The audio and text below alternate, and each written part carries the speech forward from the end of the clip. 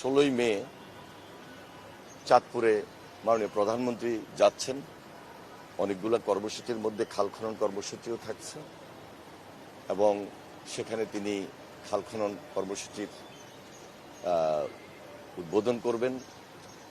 সারা বাংলাদেশে ইতিমধ্যে যেভাবে তিনি যাচ্ছেন খাল খনন কর্মসূচিকে প্রায়োরিটি দিচ্ছেন।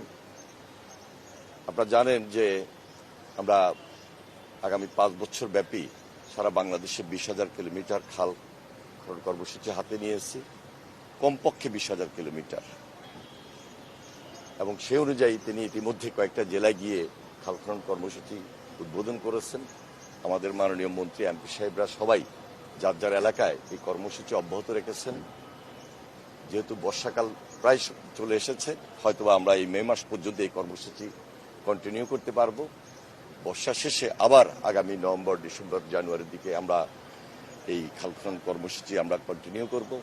এর মধ্যেই এই মে মাসে মাননীয় প্রধানমন্ত্রী 2টা জেলা যাচ্ছেন, সেটা হলো চাঁদপুর এবং ফেনী। ফেনীতে যাবেন 25 মে এবং চাঁদপুর যাচ্ছেন 16ই মে এবং অন্যান্য কর্মসূচির সঙ্গে খাল খনন কর্মসূচিও ওনার কর্মসূচি অন্তর্ভুক্ত রয়েছে।